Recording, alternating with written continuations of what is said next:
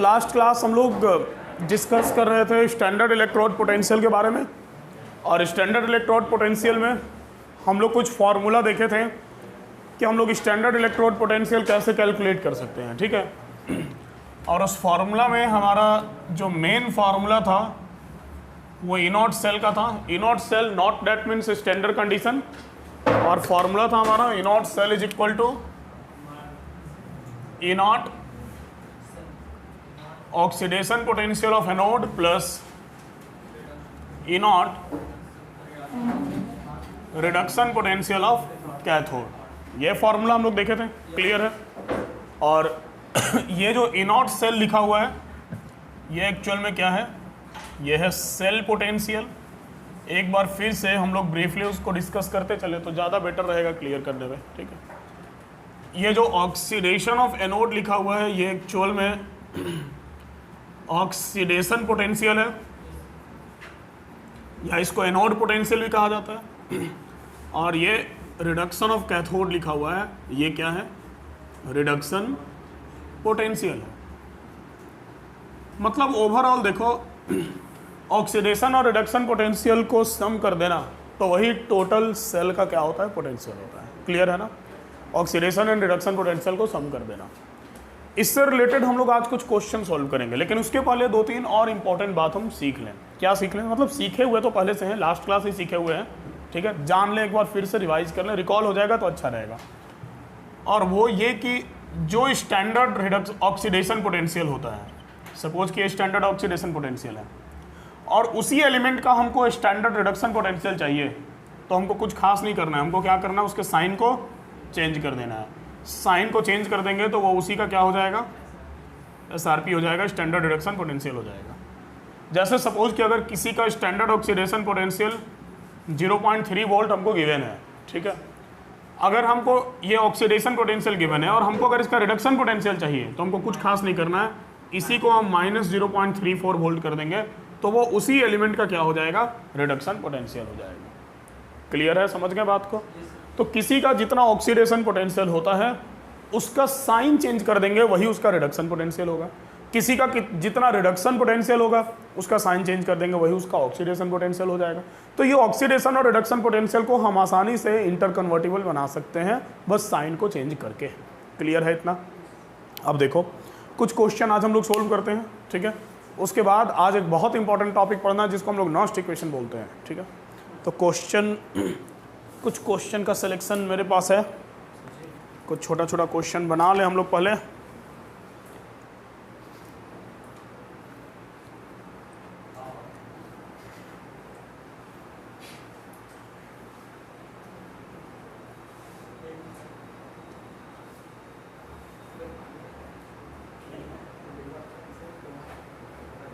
देखो क्वेश्चन है,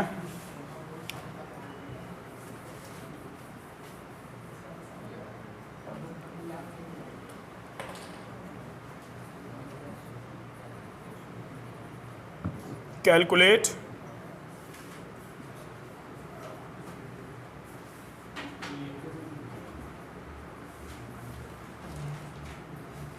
standard cell potential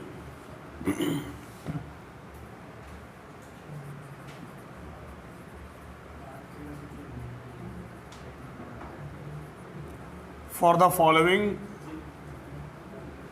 cell reaction. देखो अभी जो सेल रिएक्शन तुमको देने वाले हैं, इन सेल रिएक्शंस के लिए आपको स्टैंडर्ड सेल पोटेंशियल कैलकुलेट करना है, ठीक है। और सेल रिएक्शन सबसे पहले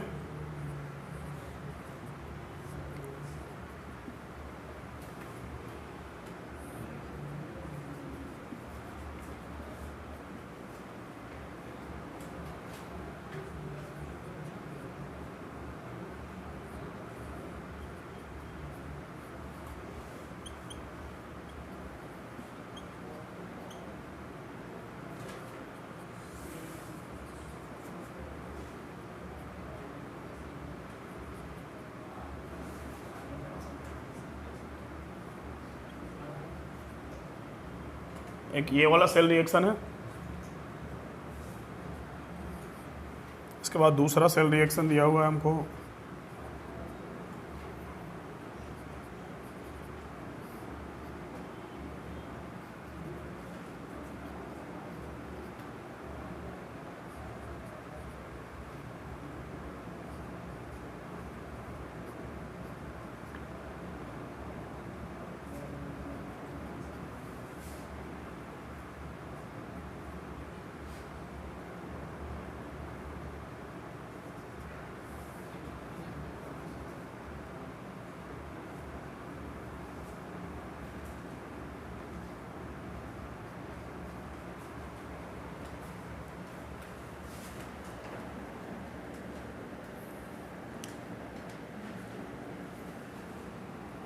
एक और है,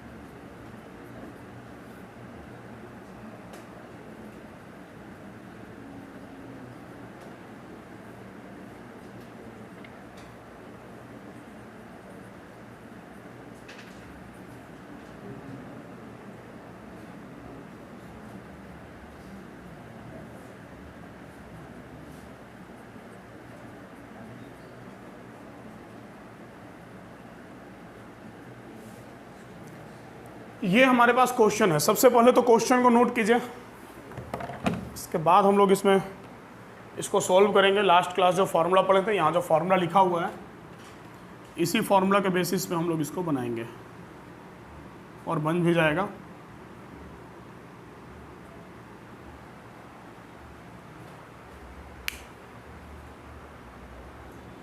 जैसे देखो, ये फर्स्ट वाले केस में हम आते हैं, ठीक है। ये फर्स्ट वाले में तुमको जो गिवन है, आपको सबसे पहले करना क्या है, तो सबसे पहले आपको ये पहचानना होगा ना कि किसका ऑक्सीडेशन हो रहा है और किसका रिडक्शन हो रहा है। और ऑक्सीडेशन और रिडक्शन आप कैसे पहचानेंगे, तो ऑक्सीडेशन एंड रिडक्शन को पहचानने का सिंपल सा तरीका केमिकल रिएक्शन, ठीक है। केमिकल रिएक्शन से कैसे पता चलेगा सर, तो अगर वो LHS से RHS जाते जाते, मतलब रिएक्टेंट टू प्रोडक्ट जाते जाते अगर इलेक्ट्रॉन लॉस कर रहा होगा तो उसका ऑक्सीडेशन हो रहा होगा, और अगर वो इलेक्ट्रॉन गेन कर रहा होगा तो उसका रिडक्शन हो रहा होगा। सिंपल सी बात है, ये बात तो माइंडसेट है पहले से कि loss of electron is oxidation and gain of electron is reduction, clear है। तो हमको क्या चाहिए, तो सर हमको ऑक्सीडेशन पोटेंशियल चाहिए एनोड का। हम यहाँ पर फॉर्मूला लिख देते हैं, फॉर्मूला है हमारे पास E0 cell is equal to E0 oxidation potential of anode plus E0 reduction potential of cathode. ये हमारे पास फॉर्मूला है एनोड का ऑक्सीडेशन। अब ये एक्चुअल में आपको डेटा देख करके पता नहीं चलेगा, इसलिए पता नहीं चलेगा बिकॉज यहाँ पर तो हो सकता है कि दोनों ऑक्सीडेशन दे दे, दोनों रिडक्शन दे दे, या उल्टा पुल्टा दे दे, इसमें हो रहा कुछ और दे दिया कुछ और वही है, ठीक है। यहाँ पर हमको साफ साफ नजर आ रहा है कि जो निकेल है वो निकेल हमारा रिएक्टेंट से प्रोडक्ट जाते जाते पॉजिटिव हो जा रहा है। तो पॉजिटिव हो जा रहा है डेट मीन्स क्या, ये क्वेश्चन मिटा देना, तो लिख चुके हैं आप लोग। तो निकेल रिएक्टेंट से प्रोडक्ट जाते जाते पॉजिटिव हो जा रहा है, डेट मीन्स कि इस निकेल का क्या हो रहा, ऑक्सीडेशन, इलेक्ट्रॉन लॉस हो रहा तब ना वो पॉजिटिव हो रहा। समझ रहे हो बात को ना। जो कोबाल्ट है, नीचे जगह नहीं ऊपर ही बना देते हैं, कोबाल्ट जो है वो रिएक्टेंट से प्रोडक्ट जाते जाते देखो न्यूट्रल हो गया। तो न्यूट्रल कब हुआ, जब इलेक्ट्रॉन गेन करेगा तभी ना पॉजिटिव चार्ज न्यूट्रलाइज होगा, 2 इलेक्ट्रॉन लेगा तभी ना। डेट मीन्स कि कोबाल्ट का क्या हुआ, यहाँ पर रिडक्शन हुआ, ठीक है। तो बाबू जिसका ऑक्सीडेशन हुआ वो एनोड होता है और जिसका रिडक्शन हुआ वो क्या होता है, कैथोड होता है, चलेगा। तो ये तुम्हारा एनोड है और ये तुम्हारा कैथोड है। अब तुमको चाहिए क्या, तो एनोड का ऑक्सीडेशन पोटेंशियल चाहिए ना। तो एनोड कौन है सर, जिसका ऑक्सीडेशन हो रहा, ऑक्सीडेशन किसका हो रहा, निकेल का। हमको निकेल का ऑक्सीडेशन पोटेंशियल चाहिए, क्लियर है। और हमको गिवन क्या है, देखो एनोड का रिडक्शन पोटेंशियल। क्या ये ऑक्सीडेशन हो रहा, नहीं, ये रिडक्शन हो रहा। यहाँ Ni2+ है और यहाँ Ni है। This oblique is just like arrow, simple सी बात है, उस एरो को ही तो समेट के ऑब्लिक में कन्वर्ट कर दिया गया। तो Ni2+ से Ni बन रहा, डेट मीन्स कि यहाँ पर ये इलेक्ट्रॉन गेन कर रहा, हो रहा रिडक्शन। तो ये जो पोटेंशियल दिया हुआ है वो रिडक्शन पोटेंशियल दिया हुआ है, और हमको चाहिए कैसा, ऑक्सीडेशन। तो कुछ खास नहीं करना है, साइन को चेंज कर देना है। तो ये -0.23 है, बट हम लेंगे क्या, 0.23, प्लस का साइन हमारा यहाँ से आया बाय डिफॉल्ट। और E0 रिडक्शन पोटेंशियल, कैथोड का रिडक्शन। अब कैथोड कौन है रिएक्शन में, तो रिएक्शन में जिसका रिडक्शन हो रहा है वो कैथोड है। तो देखो कोबाल्ट का रिडक्शन हो रहा ना, तो कोबाल्ट कैथोड है और यहाँ दिया हुआ भी है रिडक्शन, दोनों का रिडक्शन ही दे रखा था, तो जिसका ऑक्सीडेशन चाहिए था उसका साइन बदल दिया। अब रिडक्शन चाहिए और दिया हुआ भी क्या है, रिडक्शन ही दिया हुआ है, तो जो दिया हुआ है वही रहेगा, तो यहाँ पर हो गया 0.28। समझ गए, सिंपली इसको हम ऐड कर दिए, ये आ गया 0.51 वोल्ट। क्लियर हुआ कि नहीं? एक और बताते हैं, दो तुम लोग बना लेना खुद से, है तो इजी, कोई प्रॉब्लम नहीं है। सेकंड नंबर में आओ, सेकंड में देखो, बताओ, चलो क्लियर हो रहा तो बताओ जरा, बोलो, तुम बोलो बाबू किसका ऑक्सीडेशन हो रहा? अच्छा तुम बोलोगी, बोलो, हाँ ठीक है। Cu का ऑक्सीडेशन हो रहा और Sn2+ का रिडक्शन हो रहा, क्लियर है ना, समझ में आना ना? ठीक है, क्यों ऑक्सीडेशन हो रहा? बिकॉज ये इलेक्ट्रॉन लॉस कर रहा और Sn2+ देखो इलेक्ट्रॉन गेन कर रहा, तब तो Sn बना, क्लियर है। तो हमको क्या चाहिए, ऑक्सीडेशन पोटेंशियल ऑफ एनोड चाहिए, तो एनोड हो गया कॉपर, क्या इसका ऑक्सीडेशन गिवन है? नहीं, ये गिवन क्या है, रिडक्शन है ना, रिडक्शन, क्योंकि ये Cu2+ से Cu बन रहा, मतलब रिडक्शन ही दिया हुआ है, मैक्सिमम का रिडक्शन ही दिया हुआ है, तो ये रिडक्शन हो रहा, तो रिडक्शन हो रहा, हमको ऑक्सीडेशन चाहिए, तो हम वैल्यू क्या करेंगे, 0.34 माइनस नहीं लेंगे हम, प्लस हमारा बाय डिफॉल्ट यहाँ से आया। अब रिडक्शन हो रहा है Sn2+ का, ठीक है, और दिया हुआ भी रिडक्शन ही है, तो -0.14 मतलब -0.14, मतलब हमारा -0.2 वोल्ट आंसर आ गया। समझ गए क्या करना है, क्लियर हुआ? तो बाकी दोनों का आंसर हमको बता दो, ठीक है। थर्ड का 0.89, अच्छा, और फोर्थ का 1.59, ठीक है। बाकी लोग भी कैलकुलेट करके देख लो, कंफर्म करो हमको, तो हम आगे बढ़े।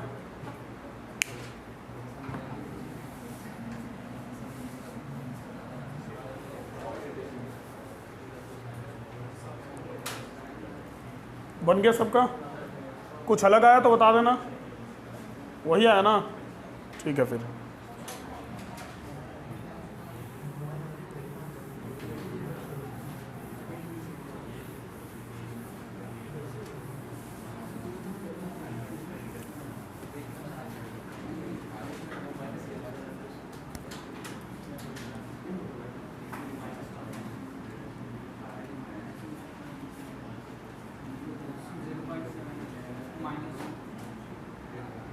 ठीक है, फर्स्ट वाला का तो आंसर सही है, कंफर्म है।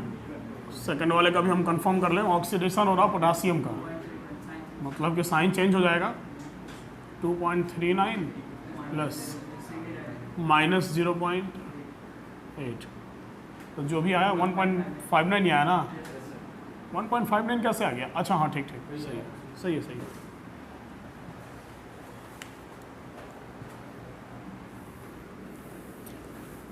तो देखो ये छोटा सा जो standard reduction standard cell potential है, ये तो कैलकुलेट करना सीख गए क्या?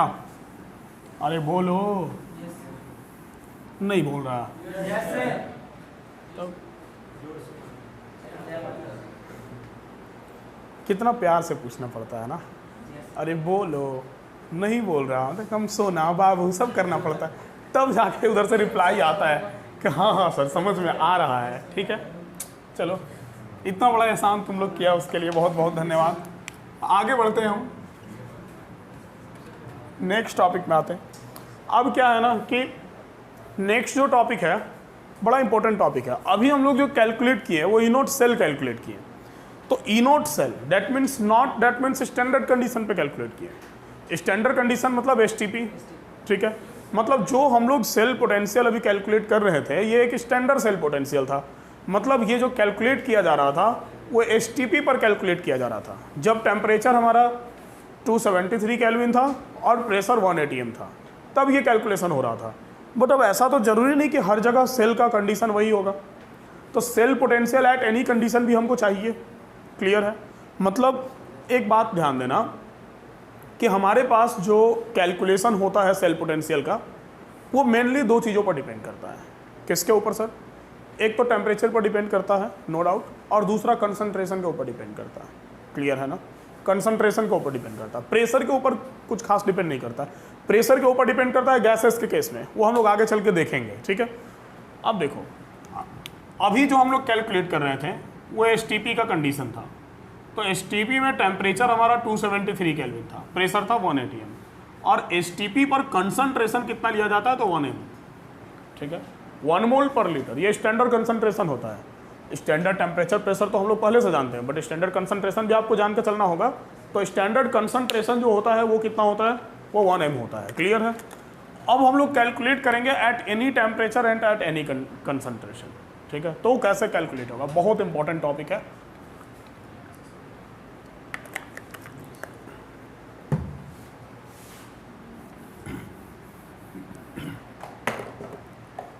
तो अब हम लोग एक बहुत इंपॉर्टेंट टॉपिक स्टार्ट करने वाले हैं जिसका नाम है नॉस्ट इक्वेशन। क्लियर है। नॉस्ट इक्वेशन क्लास 12th का, नॉट ओनली इलेक्ट्रोकेमिस्ट्री, ये पूरे क्लास 12th का बहुत इंपॉर्टेंट इक्वेशन है। मतलब ये ऐसा इक्वेशन है ना जहाँ से हम लोग फाइनल एग्जाम में जाने से पहले बच्चा लोग को बोल के भेजते हैं कि देख बाबू यहाँ से तो क्वेश्चन आएगा, ठीक है। हाँ, मतलब ये लीक क्वेश्चन है, ये लीक टॉपिक है, यहाँ से क्वेश्चन जो है वो पूछ ही देता है, ठीक है, इसलिए ध्यान में रखना है। तो बड़ा इंपॉर्टेंट टॉपिक होगा हमारा नॉस्ट इक्वेशन। नॉस्ट, अब तो नाम से पता चल ही गया होगा, साइंटिस्ट होगा और क्या क्या है ना, बोलो हाँ सर साइंटिस्ट होगा, ठीक है। हाँ, नॉस्ट, NERNST, नॉस्ट, ठीक है। तो नॉस्ट इक्वेशन जो है, Nernst equation that means we can say कि इसको under the topic of effect of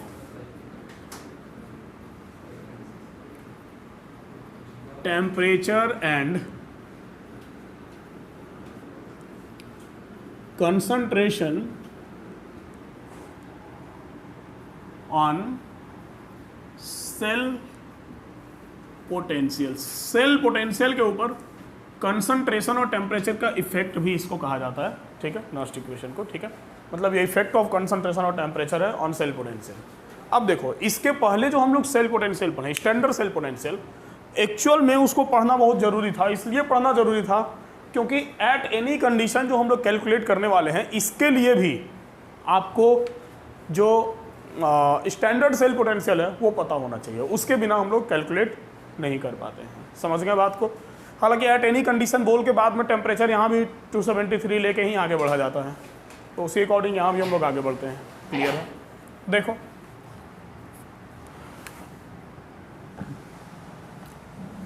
suppose that late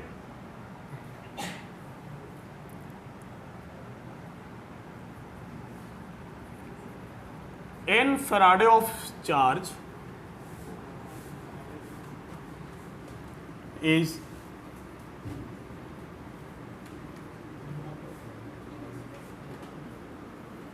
passing through cell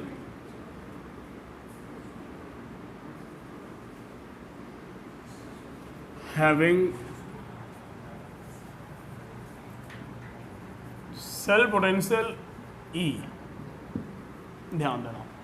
suppose that कि किसी सेल से n फराडे चार्ज पास होता है, ठीक है, n फराडे, फराडे समझते हो, 1 Faraday is equal to what, 96,500 coulomb. 1 Faraday is charge of 1 mole of electron. 1 mole of electron का जो चार्ज होता है उसको 1 फराडे बोलते हैं, ठीक है। अरे फिजिक्स वगैरह में कई बार मिला होगा भाई, ठीक है। तो 1 Faraday is equal to 96,500 coulomb होता है। क्लियर है। सपोज कि n फराडे चार्ज पास हो रहा सेल से, जिस सेल का पोटेंशियल कितना है, E। क्लियर है। या इसको हम E सेल भी कंसीडर कर सकते हैं, potential of cell is E cell, ठीक है। अब फिजिक्स से एक फॉर्मूला उठाते हैं, थोड़ा सा डेरिवेशन को बाबू अच्छे से समझना। बात ऐसा है कि इसका डेरिवेशन आपके एग्जाम में आने वाला नहीं है, ठीक है, आपको डायरेक्ट क्वेश्चन ही मिलेगा, बट कभी कभी कॉम्पिटिटिव एग्जाम में डेरिवेशन के बीच में से क्वेश्चन उठा के पूछ देता है, तो आपको पता होना चाहिए, ठीक है।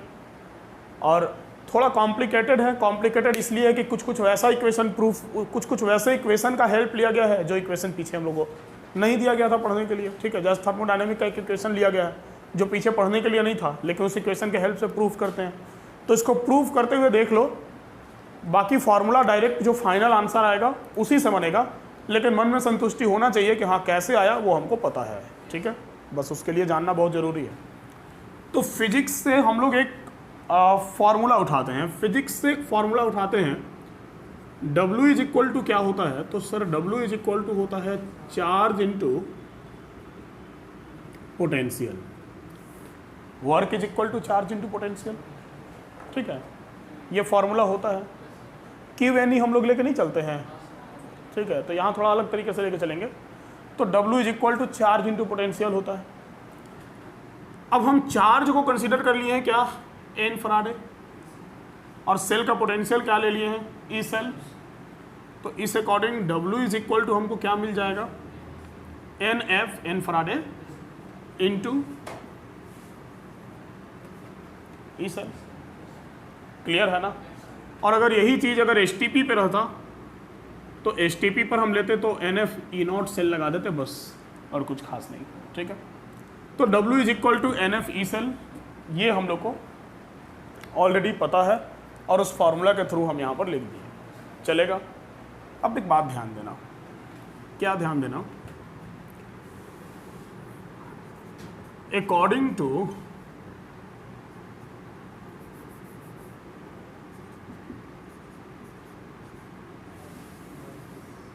गिब्स फ्री एनर्जी,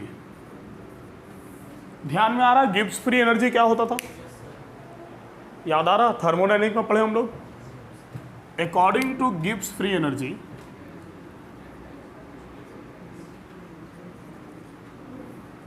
या अकॉर्डिंग टू हम थर्मोडायनेमिक ले लें, ज़्यादा बेटर रहेगा।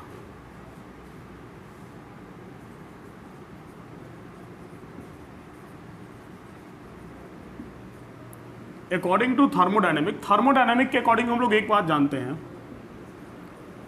कि जो गिब्स फ्री एनर्जी होता है, Gibbs free energy is equal to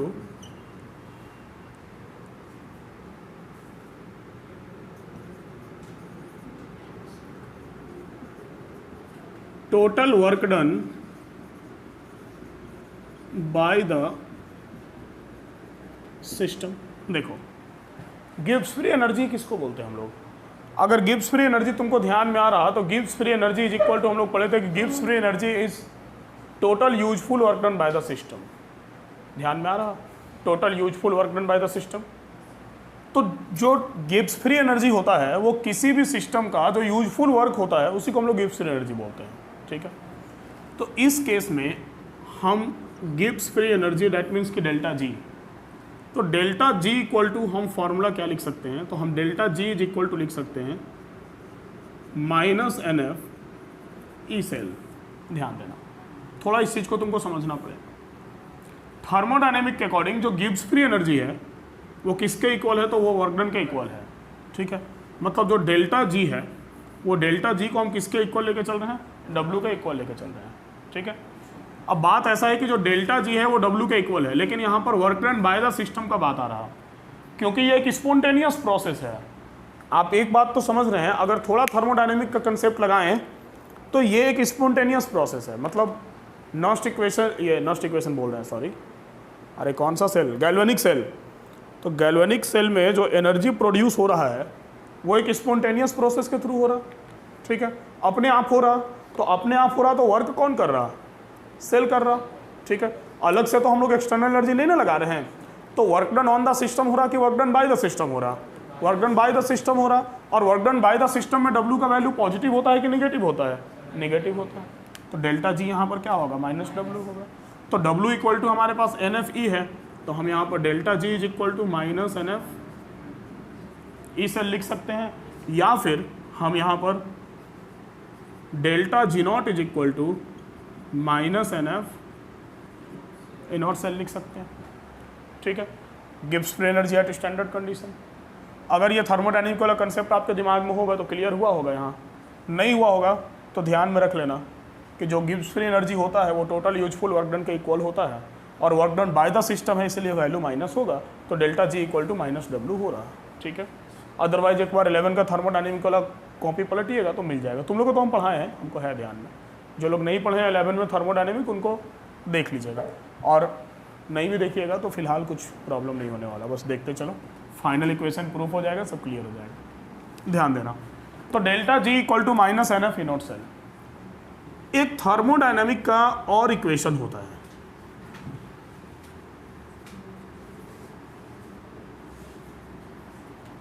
from thermodynamic एक इक्वेशन यहां पर और निकाला जाता है, from thermodynamic delta G equal to delta G naught plus R T L N Q. ध्यान दें, थर्मोडायनामिक का एक और इक्वेशन होता है delta G equal to delta G naught plus R T L N Q. यही वाला जो इक्वेशन है ना, यह इक्वेशन आपको नहीं दिया गया है पीछे पढ़ने के लिए, ठीक है, लेकिन इसमें आपको प्रूफ करना है, और इसमें जब प्रूफ करना है इस इक्वेशन के हेल्प के बिना हम प्रूफ नहीं कर सकते हैं, तो इसलिए हमको ये इक्वेशन लेना पड़ेगा। बस यही एक चीज़ है जो तुमको याद रखना पड़ेगा, जो पहले से तुमको नहीं पता है। क्लियर है? तो थर्मोडायनामिक के अकॉर्डिंग होता है delta G equal to delta G naught plus R T L N Q. यह थर्मोडायनामिक के गिब्स फ्री एनर्जी का ही एक इक्वेशन है, ठीक है। अगर इस इक्वेशन को हम लेते हैं तो ध्यान देना जरा, थोड़ा लंबा लाइन मिल जाता है, इसको अगर यहाँ से मिटा देते तो। सर मिटा दिए, गलत बात है। क्या लिखा हुआ था? Energy Gibbs free energy according to thermodynamic Gibbs free energy is equal to total work. ठीक है, देखो अब इस डेल्टा जी की जगह हम क्या रख सकते हैं? Minus n F E cell रख सकते हैं कि नहीं? Is equal to delta G naught की जगह क्या रख सकते हैं? Minus n F E not cell plus R T L N Q. L N Q तो कुछ खास नहीं है, लॉग क्यू है, क्यू को केसी के इक्वल ले लेते हैं तो केसी प्रोडक्ट बाय रिएक्टेंट होता है। क्यू मतलब रिएक्शन कोशिएंट, वो तो हम लोग पढ़े हैं इक्विलिब्रियम चैप्टर में, ठीक है। अब देखो करती क्या है, by dividing both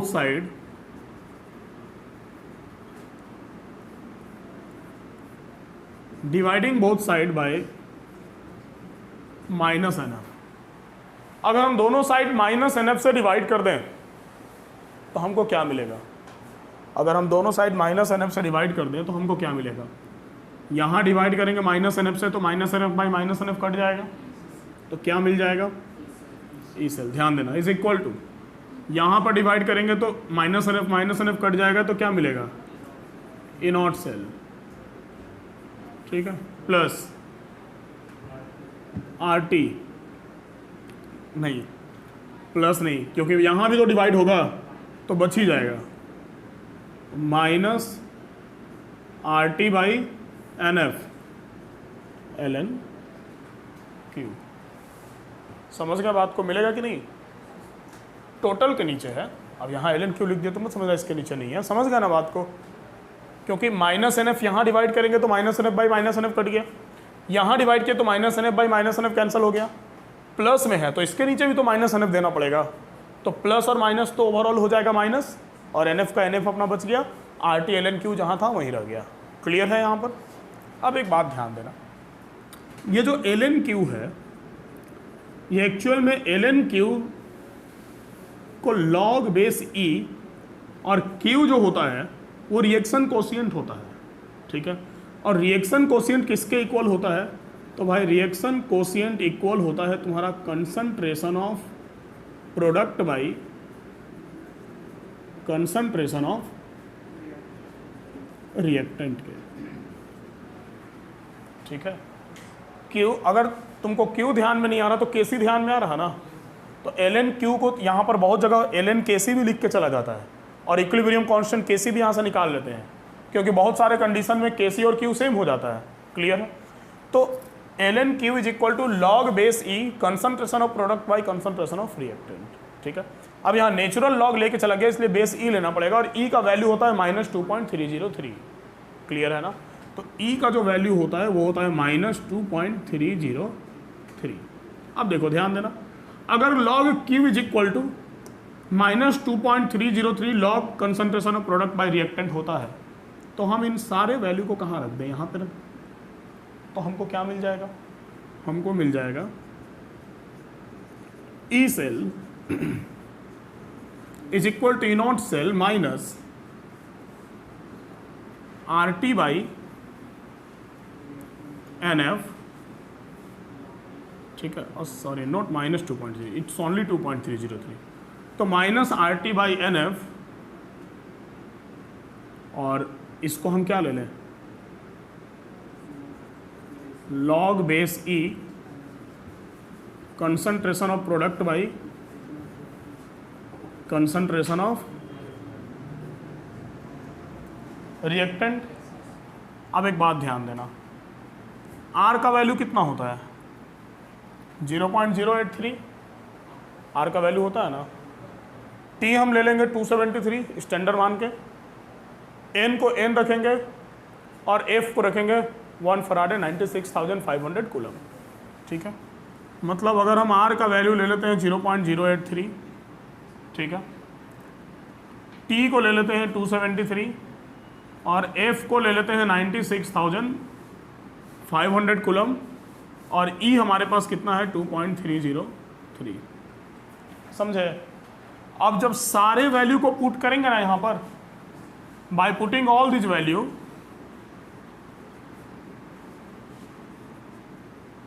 by putting all values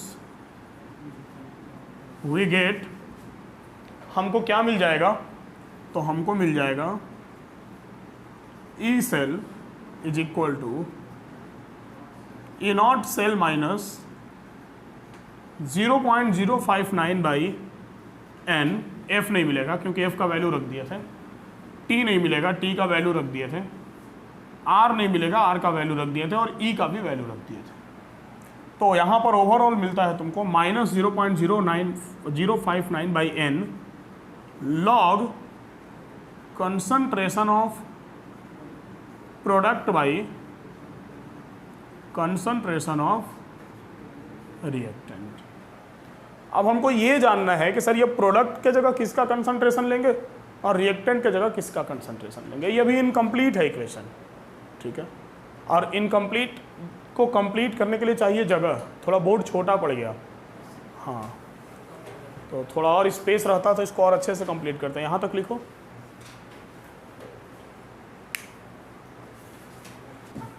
हाँ, तो अब इसको आगे बढ़ाते हैं, थोड़ा ध्यान देना, इधर वाला मिटाते हैं हम।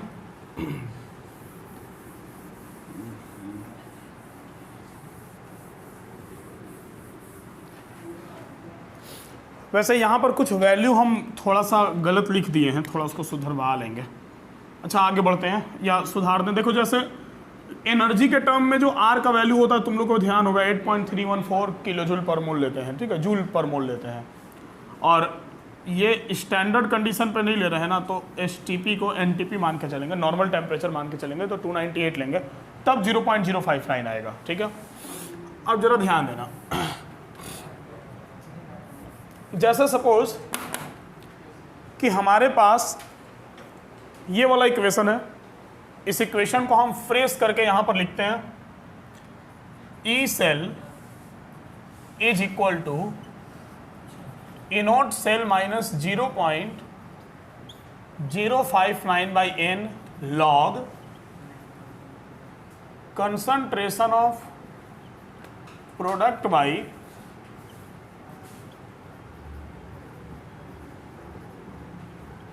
Concentration of reactant.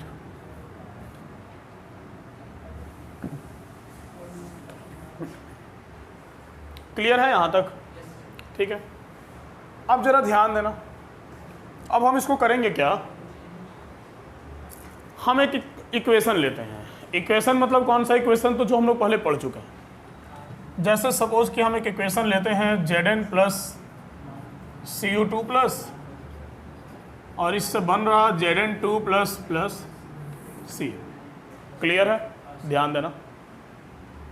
अब एक बात जरा ध्यान देना, ये जो कंसंट्रेशन लिए हैं प्रोडक्ट बाय रिएक्टेंट, तो सर अगर ये कंप्लीट एक सेल रिएक्शन है, ये गैल्वेनिक सेल वाला है, जिंक का ऑक्सीडेशन और कॉपर का रिडक्शन उसी में ना हो रहा था, पहला गैल्वेनिक सेल जो हम लोग लिए थे, ठीक है, फर्स्ट वाला जो समझे थे हम लोग। तो अब सर ये concentration of product by concentration जो कंसंट्रेशन ऑफ रिएक्टेंट जो लिया गया वो किसको लिया जाएगा? प्रोडक्ट के साइड इन दोनों का लेंगे या किसी एक का लेंगे? रिएक्टेंट के साइड इन दोनों का लेंगे या किसी एक का लेंगे? तो एक बात ध्यान में रखना, क्या ध्यान में रखना? सिर्फ आयन का लिया जाता है, उसका लिया जाता है जो एक्वस हो। ये दोनों एक्वस नहीं है, ये सॉलिड है। Zn का रॉड सॉलिड था जो Zn2 प्लस एक्वस में कन्वर्ट हुआ था। Cu2 प्लस एक्वस था जो कॉपर के रॉड के ऊपर डिपॉजिट होकर सॉलिड हो गया था। ध्यान में आ रहा ना? तो इसके कंसंट्रेशन को बाय डिफॉल्ट कंसिडर कर लिया जाता है 1। ठीक है, तो कंसंट्रेशन सिर्फ किसका लिया जाएगा? आयंस का। बस सिंपल सी बात है, आपको कंसंट्रेशन सिर्फ किसका लेना है? आयंस का।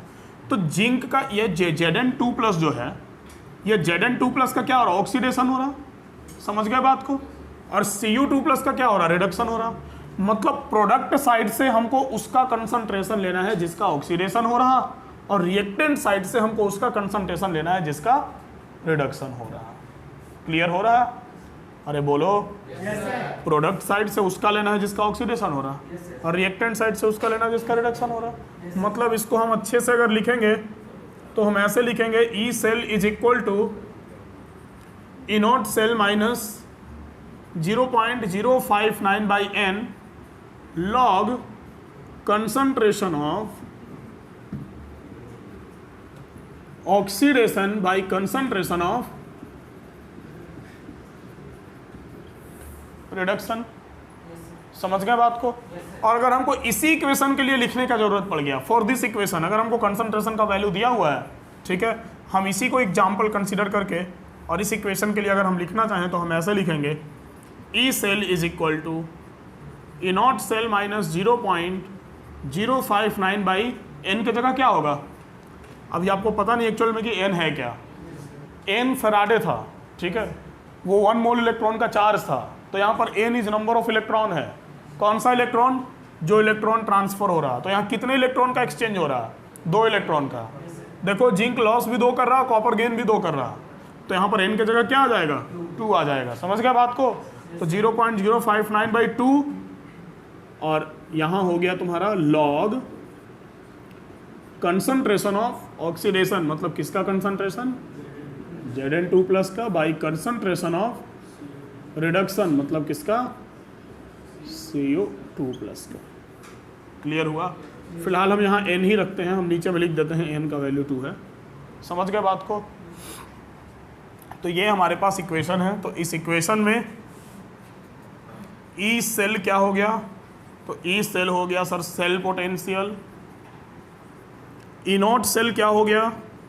तो सर ई नॉट सेल हो गया स्टैंडर्ड सेल पोटेंशियल।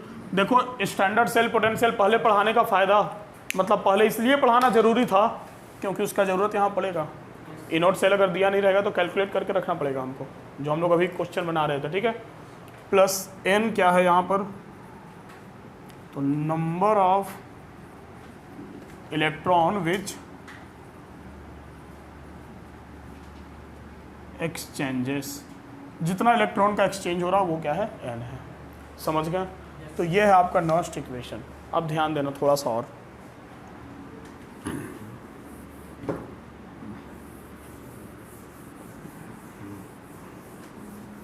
कभी कभी क्या होता है कि आपको नर्स्ट इक्वेशन सिर्फ ऑक्सीडेशन और रिडक्शन हाफ सेल के लिए पूछा जाता है आपसे। तो अगर आपसे सिर्फ ऑक्सीडेशन और रिडक्शन हाफ सेल के लिए पूछा गया,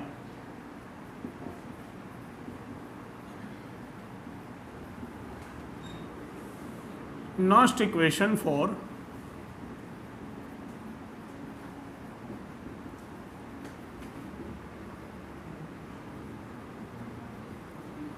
ऑक्सीडेशन हाफ सेल, जैसे सर एग्जाम्पल ले लेते हैं, Zn से क्या बन रहा?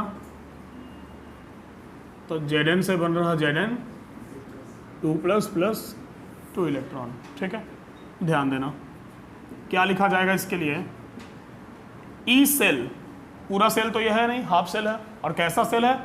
ऑक्सीडेशन, ऑक्सीडेशन हो रहा ना, तो यहाँ लिखेंगे E oxidation is equal to E not oxidation minus 0.059 by N log reactant side zinc है, सॉलिड है, तो ऊपर में क्या हो जाएगा 1, कुछ नहीं तो 1 तो लेना पड़ेगा ना, और बाई प्रोडक्ट साइड हम क्या ले लेंगे, कंसंट्रेशन ऑफ Zn2+। समझ गए? अरे देखो इधर, इसके लिए क्लियर है, ऑक्सीडेशन हो रहा तो ई सेल की जगह क्या, ई ऑक्सीडेशन, ठीक है। ई नॉट सेल की जगह क्या, E not oxidation minus 0.059 by N log concentration of product by reactant, sorry concentration of product, तो प्रोडक्ट के साइड हमारे पास क्या है Zn2+, और रिएक्टेंट के साइड कुछ, ये क्या, इसको क्या कंसीडर करेंगे 1 कंसीडर करेंगे। समझ गए बात को ना, मतलब यहाँ पर हमको सिर्फ उसको लेना है जिसका क्या हो रहा, ऑक्सीडेशन हो रहा, नीचे में कुछ भी नहीं लेना है। एग्जैक्टली इसके लिए अगर हमको लिखना होगा तो हम ऐसे लिख देंगे, E oxidation is equal to E not oxidation minus 0.059 by N log concentration of Zn2+। चलेगा। सिमिलरली अगर हमको Nernst equation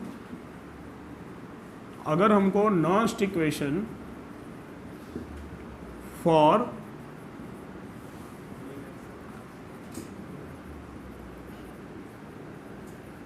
reduction half cell पढ़ना होगा, ठीक है, तो हम क्या करेंगे, तो हम लिखेंगे E reduction is equal to E not reduction minus 0.059 by N log, ऊपर में इस बार क्या हो जाएगा 1 और नीचे में क्या हो जाएगा कंसंट्रेशन ऑफ रिडक्शन। समझ रहे हो ना बात को, ऊपर में 1 इसलिए हो जाएगा क्योंकि सपोज अगर हम रिडक्शन हाफ सेल लेते हैं कि Cu जो है वो 2 इलेक्ट्रॉन गेन करके Cu बन रहा, तो ये सॉलिड और ये एक्वस, तो प्रोडक्ट ऊपर में 1 हो गया क्योंकि इसको तो 1 कंसीडर करना है, लेकिन नीचे में हमको इसका लेना पड़ेगा, तो हम लिखेंगे इसको E reduction is equal to E not reduction minus 0.059 by N log concentration of 1 by concentration of Cu2+, मतलब 1 by concentration of Cu2+। Clear हुआ? तो बाबू ये हो गया ऑक्सीडेशन हाफ सेल का फार्मूला, और ये हो गया रिडक्शन हाफ सेल का फार्मूला, और ये हो गया पूरा का पूरा सेल का फार्मूला। चलेगा? तो ओवरऑल ये है नॉस्ट इक्वेशन। तो नॉस्ट इक्वेशन थोड़ा सा डरावना ज़रूर है, लेकिन क्वेश्चन बनाएंगे और सब कुछ बनने लगेगा तो ये बहुत आसान लगेगा। नोट करो इतना।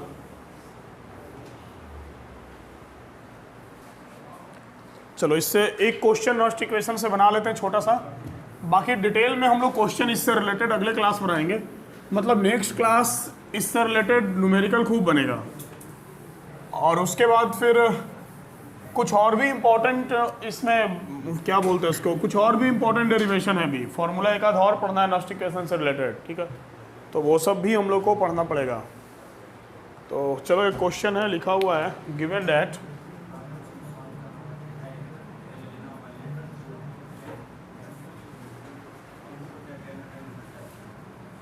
E naught Cr3 plus Cr is equal to minus 0.72 volt, E naught Fe2 plus Fe is equal to minus 0.42 volt. The potential of cell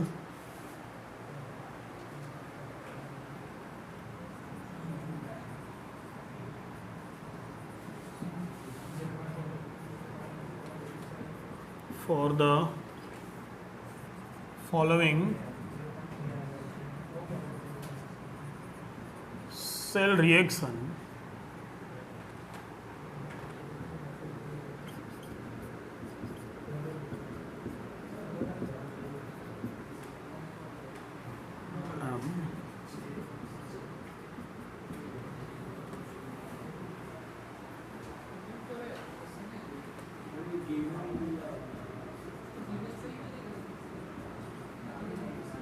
is, देखो बाबू ध्यान देना, ये क्वेश्चन है तुम्हारे पास,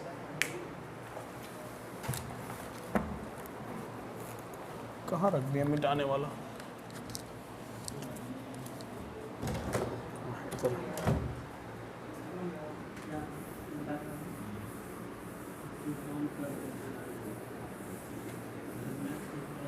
देखो सबसे पहले नॉस्ट इक्वेशन जो है हमारे पास, नॉस्ट इक्वेशन क्या है, E cell equal to E naught cell minus 0.059 by N log concentration of oxidation by concentration of reduction, है ना। ध्यान देना, सबसे पहले तो इनॉट सेल निकाल लें हम, क्योंकि इनॉट सेल चाहिए ना हमको। तो इनॉट सेल का फॉर्मूला होता है, क्या होता है, तो E not cell is equal to E not oxidation potential of anode plus E not reduction potential of cathode. अब इसमें एनोड कौन है, कैथोड कौन है, यहाँ से पहचान में आएगा, ठीक है। लेफ्ट हैंड साइड वाला क्या होता है, एनोड होता है, और राइट हैंड साइड वाला क्या होता है, कैथोड होता है, क्लियर है ना। तो इसमें Cr से Cr3 प्लस ये एनोड हो गया, तो एनोड हो गया, तो एनोड का ऑक्सीडेशन पोटेंशियल चाहिए, और दिया हुआ क्या है, रिडक्शन पोटेंशियल, साइन बदल देंगे 0.72 volt plus E not reduction, reduction iron का हो रहा, और दिया हुआ भी आयरन का रिडक्शन ही है, तो माइनस 0.42 वोल्ट, ये आ गया 0.3 वोल्ट। समझ गए बात को। अब इस वैल्यू को वहाँ रखेंगे, इस केस में n का वैल्यू हमारा कितना होगा, 2 नहीं होगा, n का वैल्यू थोड़ा ज़्यादा होगा, n का वैल्यू हमको निकालना पड़ेगा। और n का वैल्यू कैसे निकालना पड़ेगा, तो n का वैल्यू निकालने के लिए हमको इसका रिएक्शन लिखना पड़ेगा, उसको बैलेंस करना पड़ेगा। कैसे, सबसे पहले देखो n का वैल्यू यहाँ पर Cr3 प्लस है, और यहाँ पर क्या है, Fe2 प्लस है। अब पता नहीं क्वेश्चन में कुछ गलत था या हम गलत नहीं लिख सकते हैं, एक बार 2 प्लस लिखे तो दोबारा भी 2 प्लस ही लिखे, मतलब क्वेश्चन यही है। तो उसके लिए हमको करना क्या होगा, इसका रिएक्शन लिखना पड़ेगा। अब इसका रिएक्शन लिखना भी सीख ही लो, कैसे लिखेंगे इसका रिएक्शन, तो ध्यान देना, रिएक्टेंट साइड कौन होगा, जिसका ऑक्सीडेशन हो रहा है वो किधर होगा, प्रोडक्ट साइड होगा, ठीक है। Cr से Cr3 प्लस बन रहा, तो इधर लिख दो Cr, बीच में छोटा एरो दो, और इधर लिख दो क्या, Cr3 प्लस। इसमें Fe2 प्लस से Fe बन रहा, तो इस साइड कौन हो जाएगा, यहाँ पर Fe2 प्लस, और प्लस इधर क्या हो जाएगा, Fe। ये लिखने का तरीका है, समझ गए बात को ना। जो लेफ्ट हैंड साइड है उसको लेफ्ट हैंड साइड, और जो राइट हैंड साइड है उसको राइट हैंड साइड, क्लियर है। अब बैलेंस करना पड़ेगा हमको, कैसे बैलेंस करना पड़ेगा, तो सपोज हम करते क्या हैं, हम ले लेते हैं यहाँ 2, यहाँ हम ले लेते हैं 2, ठीक है। तो जब यहाँ 2 और वहाँ 2 ले लिए, तो ये क्या हो गया, 3 2 6 इलेक्ट्रॉन, और यहाँ हम क्या ले लें 3, और यहाँ ले लें 3। देखो ध्यान देना, तो 3 2 6 इलेक्ट्रॉन और 3 2 6 इलेक्ट्रॉन, मतलब n का वैल्यू हम यहाँ से क्या निकाल लिए, 6। एक बात ध्यान देना, रिडक्शन पर ऑक्सीडेशन रिडक्शन का जो पोटेंशियल होता है उस पर इसका कोई फर्क नहीं पड़ता है, लेकिन नॉस्ट इक्वेशन में हम नंबर ऑफ इलेक्ट्रॉन का बात कर रहे हैं। तो एक आयरन 2 इलेक्ट्रॉन लॉस कर रहा, तो 3 आयरन कितना इलेक्ट्रॉन लॉस करेगा, 6 इलेक्ट्रॉन लॉस करेगा। एक क्रोमियम 3 इलेक्ट्रॉन गेन कर रहा, तो 2 क्रोमियम 6 इलेक्ट्रॉन गेन करेगा, क्लियर है ना, बैलेंस हो गया। n का वैल्यू 6 मिल गया हमको, कोई प्रॉब्लम नहीं है। अब हम रख के निकाल देते हैं, चलो sir. E cell equal to E not cell, कितना आया इनॉट सेल, 0.3 माइनस, एक काम करो 0.059 है ना बाबू, 0.06 ले लेते हैं, ले सकते हैं कि नहीं, अप्रॉक्स में फायदा होगा, नीचे में 6 है, काट देंगे कट जाएगा, झमेला खत्म, समझ गए ना, क्लियर है। लॉग प्रोडक्ट का ऑक्सीडेशन का कंसंट्रेशन बाई रिडक्शन का कंसंट्रेशन, कितना है ऑक्सीडेशन का कंसंट्रेशन, तो देखो ऑक्सीडेशन इसका हो रहा 0.1, और रिडक्शन हो रहा आयरन का इसका 0.01, क्लियर है। तो 0.1 बाई 0.0 मतलब 1/10, समझ रहे हो ना, हाँ 1/10 बचेगा ना, तो 0.3 माइनस 0.01 काट दिए इसको, और लॉग 1/10, समझ रहे हो ना कैसे 1/10, ठीक है। 2 0 ऊपर गया, 1 0 नीचे आया, 0 0 कट गया, 1/10 बच गया, ठीक है। अब log 1/10 को 0.3 माइनस 0.01 log 10 to the power minus, हाँ 10/1 आएगा। अरे हाँ ठीक बोल रहा, सॉरी।